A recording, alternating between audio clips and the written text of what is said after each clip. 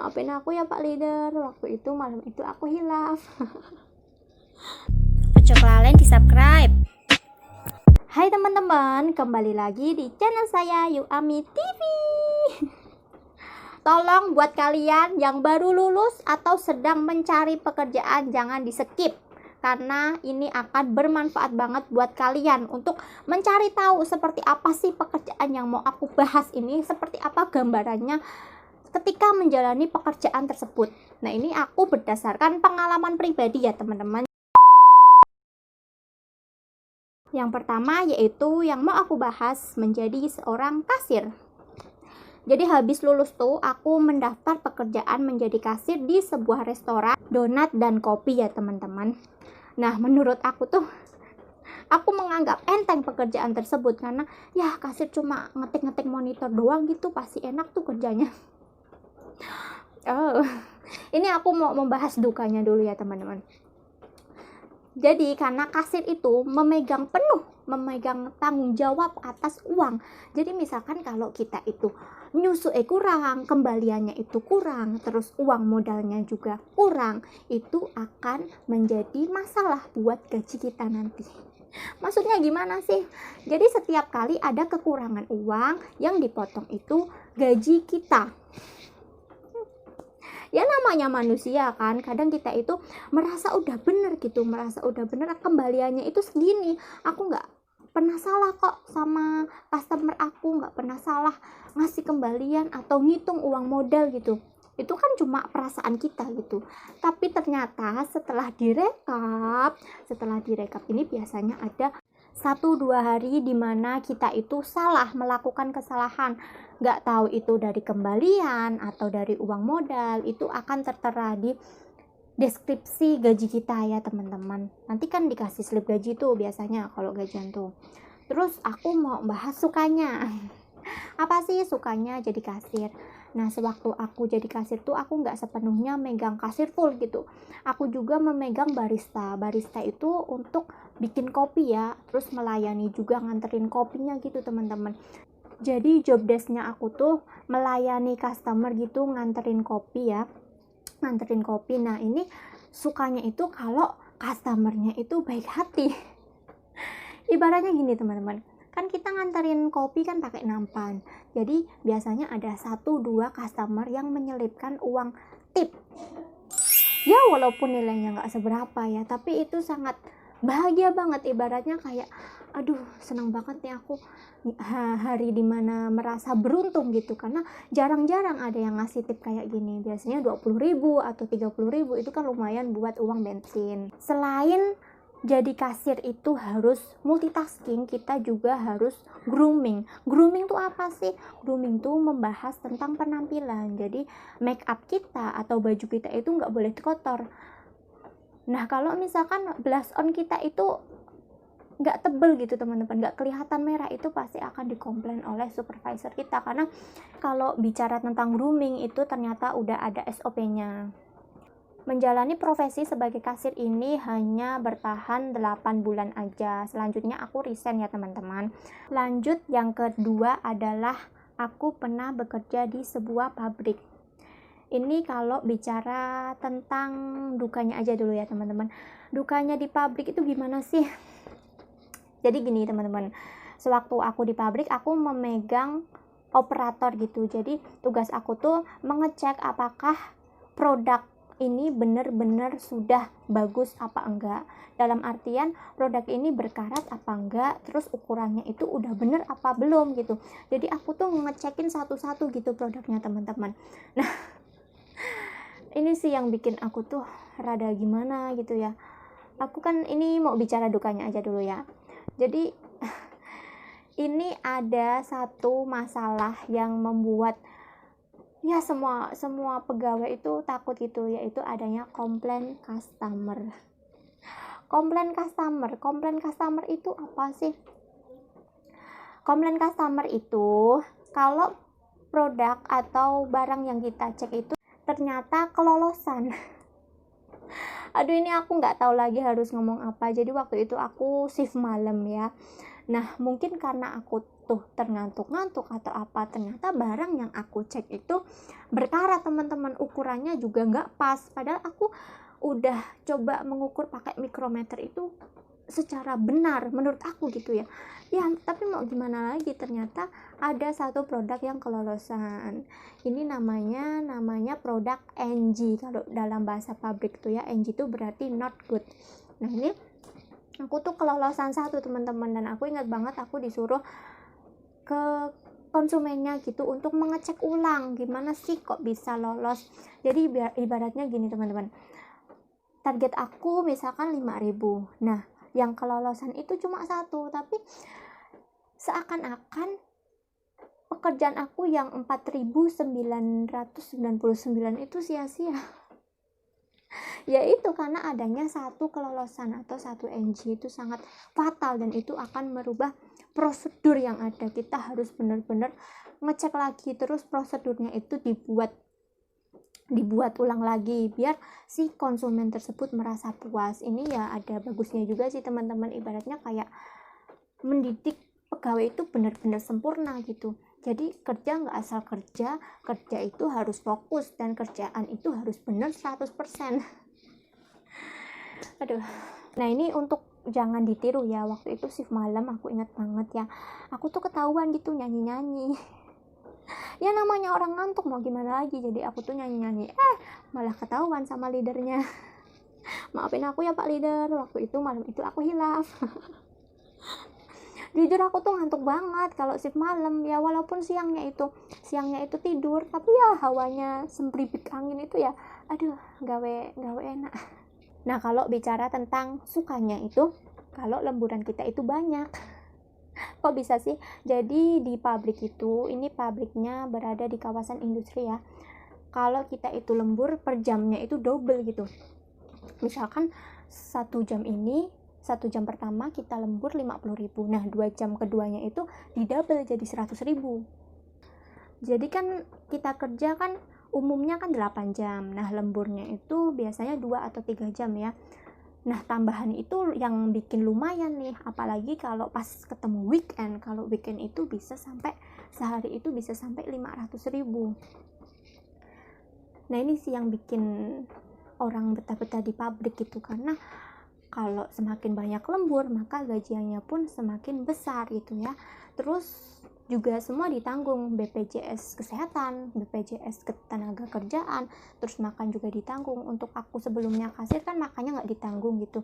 Terus waktu aku keluar gitu nggak dapat paklaring ya, mungkin ada beberapa kasir yang dapat paklaring, tapi waktu aku tuh nggak dapat paklaring. Paklaring itu pengalaman kerja ya teman-teman. Jadi si paklaring ini bisa kalian cantumkan di lamaran kerjaan kalian. Jadi buat menarik si HRD, buat ngelirik kamu gitu, oh orang ini udah ada pengalaman kerja, jadi otomatis dia akan menyesuaikan gitu di pekerjaan selanjutnya. Tapi berada di pabrik aku hanya bertahan 6 bulan.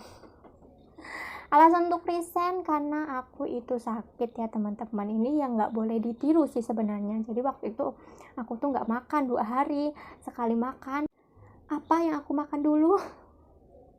Sosis 1 dengan Sprite yang botolan itu yang 7.000-an. Nah itu udah 2 hari nggak makan, ditambah sekali pertama asupan yang aku makan tuh, ini nggak boleh ditiru ya teman-teman, yang aku makan tuh Sprite gitu. Entah waktu itu pikiran aku di mana, jadi besoknya itu aku langsung down banget. Aku periksa tekanan darah itu 85, itu rendah banget ya teman-teman, soalnya normalnya itu 90 sampai 120 kalau nggak salah tuh ya teman-teman. Jadi waktu itu ya Allah lemes banget. Untung ada keluarga aku gitu yang jemput, ada bibi, ada kakak, ada abang iparku, ada ponakan aku tuh semua mensupport aku buat sembuh. Aku merasa beruntungnya sih di situ ya, ada keluarga yang mensupport gitu, ada keluarga yang membuat aku itu semangat untuk kesembuhan aku, karena waktu itu aku sakit hampir seminggu, bener-bener nggak bisa ngapa-ngapain gitu. Kakinya itu kalau digerakin mungkin karena efek dari pabrik, karena aku bekerjanya itu sambil berdiri 8 jam penuh, ditambah kalau lembur 3 jam berapa ya hitung sendirilah. Nah itu mungkin kram akibat kaki itu ya. Sampai temen-temen aku tuh nanya, kamu kenapa sih, kamu dioperasi atau usus buntu katanya.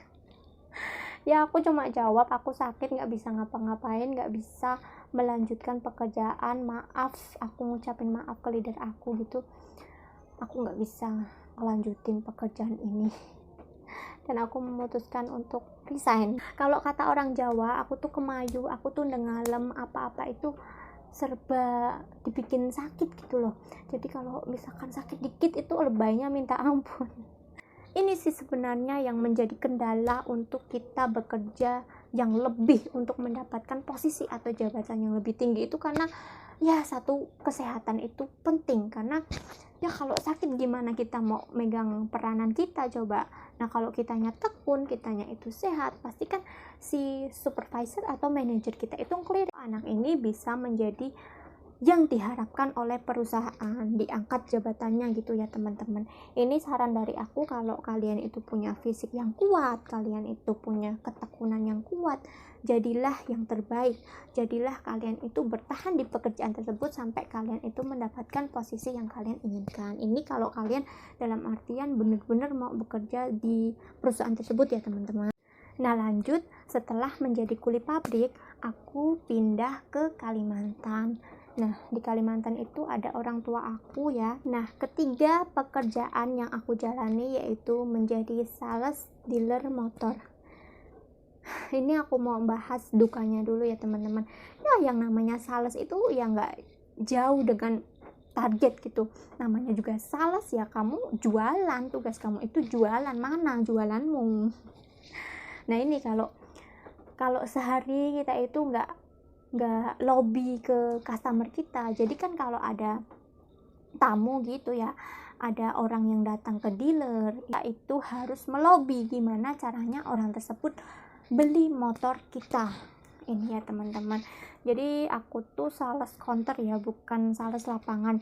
Jadi tugas aku itu melobi siapa aja yang datang di dealer kita. Ya walaupun orang itu cuma bayar setoran, tapi gimana caranya kalau orang tersebut harus repeat order tuh mengulang kembali orderan kita. Jadi orang tersebut udah beli motor satu, nah gimana caranya biar orang tersebut itu kembali beli motornya gitu loh teman-teman. Nah ini kalau bicara soal sales sih, yaitu kita udah nyebar brosur ataupun udah sharing semua ke sosmed kita, kalau nggak ada yang berminat gitu ke kita, nggak ada yang berminat untuk membeli motor, kita itu dianggap kurang maksimal menjadi sales. Ini nih yang makanya atasan aku sering bilang, silakan kalau kamu, bagi para sales, kalau kalian udah dapat customer, udah dapat konsumen, misalkan sehari itu 3 kali, kalian itu mau tidur mau makan itu terserah kalian, yang penting kalian itu jualan gitu loh. Ibaratnya atasan aku tuh selalu menekankan jualan gitu, tiap hari tuh yang di pikirannya itu jualan. Nah ini sama juga di keempat pekerjaan aku, yaitu menjadi sales HP. Ini hampir sama sih sistemnya ya, intinya jualan, gimana cara kamu mendapatkan customer, menggait customer, melobi customer gitu ya, supaya beli produk kita ya. Tiap hari makanan kita itu ya itu, pelajari tentang produk yang mau kamu jual. Gimana kamu itu mau menjual produk sementara kamu itu nggak tahu apa yang kamu jual. Misalkan motor nih, motor Mio gitu, kamu itu nggak tahu spesifiknya sama sekali, Mio itu cc-nya berapa, terus dia itu lampunya LED apa belum, terus sudah memiliki idling stop system apa belum. Gimana kalian itu mau menjual produk jika kalian itu nggak tahu fiturnya yang ada di dalam produk yang mau kita jual. Nah ini makanya tiap hari makanan kita itu belajar dan menggait customer, melobi customer ya teman-teman. Nah, bicara sukanya, untuk kedua pekerjaan yang aku jalani yaitu sebagai sales motor dan sales HP, itu sama-sama enak di bonusnya. Bahkan menjadi seorang sales, jika kalian itu mencapai target, bisa 2 atau 3 kali lipat dari gaji pokok kita. Wow. Dan ini sih yang menarik menjadi sales. Jadi kalau kalian itu pinter-pinter melobi, pinter-pinter merayu orang untuk membeli produk kita, ya kita akan mendapatkan bonus yang banyak. Nah, ini pekerjaan terakhir yang pernah aku jalani. Ini sih cuma sebulan, tetap mau aku bahas. Jadi waktu itu kan aku mau nikah, aku memutuskan untuk resign karena calon suami aku itu melarang aku untuk bekerja dari pagi sampai malam, ibaratnya bekerja penuh di luar rumah gitu ya. Kalau kerja nggak apa-apa di rumah, kerjaannya itu di rumah seperti buka usaha lah atau apalah, nggak apa-apa itu ya. Jadi waktu itu bulan puasa ini ya 1 bulan aja sih aku jadi pramuniaga atau penjaga toko ya teman-teman. Nah, ini kalau bahas dukanya sih ya kalian tahu sendirilah, kalau jogo toko terus ada customer tiba-tiba datang ngorak-ngarek seisi baju, kalian memberantakin semua rak baju dan nggak jadi beli. Aduh, ini ya teman-teman, kalau kalian sekiranya itu nggak ada niatan sama sekali untuk membeli baju, ya mbok nggak usah diorak-arek, nggak usah dikeluarkan semua gitu loh. Ini buat semuanya aja sih, kasihan pelayannya itu. Pernah nih ada customer yang ngomong, ini kan udah kerjaan kamu. Ya lihat-lihat dong mbak, ini kan yang dilayani itu nggak cuma sampean gitu ya, yang dilayani itu banyak orang. Otomatis gimana caranya baju itu rapi dan customer itu terlayani dengan baik semuanya. Ya tapi mau gimana lagi, sudah menjadi nasib. Ya seperti itulah. Nah, kalau bicara sukanya sih, ya itu sukanya nggak terikat, nggak perlu pakai seragam, mau pakai baju bebas, mau pakai baju sehari-hari juga nggak apa-apa. Itu sih menurut aku sukanya. Nggak usah ngapalin produk itu, nggak usah kita itu ibaratnya melobi terlalu lama buat seseorang beli baju. Terus pakaian kita juga bebas gitu, pakaian sehari-hari juga nggak apa-apa, asal sopan ya teman-teman. Nah, nggak seperti di pekerjaan sebelum-sebelumnya gitu kan, harus hafalin produk, harus tahu apa semua yang kalian kerjakan itu biar nggak salah. Ya walaupun di baju itu kan ada tuh nama bahan-bahannya, tapi kan nama bahannya kita umum, kita orang awam juga tahu, paling kan sekitar bahan katun, bahan moskep, bahan spandek, bahan dan lain-lain gitu ya teman-teman. Nah, demikian video dari aku, semoga bermanfaat. Dan bagi kalian yang baru lulus atau sedang mencari pekerjaan, saya doakan mendapatkan pekerjaan yang kalian impikan, amin. Dan satu lagi aku ingetin nih, kalau cari kerjaan itu ya hati-hati ya teman-teman, karena kalau di kota besar itu banyak oknum-oknum yang memanfaatkan lowongan pekerjaan palsu. Ini nih yang sering orang terjebak gitu ya teman-teman. Dia itu sembarangan ngirim email ke suatu perusahaan, nggak tahu email itu email palsu gitu, email seseorang. Jadi waktu sudah datang ke tempat, nggak taunya HP kita itu disita, KTP kita disita, atau uang kita itu diambil, ngakunya untuk biaya pendaftaran lah, untuk biaya ini itu. Padahal ya itu cuma akal-akalan mereka aja. Aku saranin lebih berhati-hati. Dan bagi kalian kalau pingin betah di pekerjaan tersebut, siapkan fisik kalian, siapkan mental kalian, dan siapkan pengetahuan kalian, upgrade pengetahuan kalian. Jadi setiap hari kalian itu belajar gitu tentang produk apa yang kalian kerjakan, biar nggak kopong. Ibaratnya otak kita itu lebih tahu, lebih mendalami tentang pekerjaan tersebut, dan tetap fokus jika ingin betah di pekerjaan tersebut. Oke, sekian aja, jangan lupa subscribe. Terima kasih, bye bye.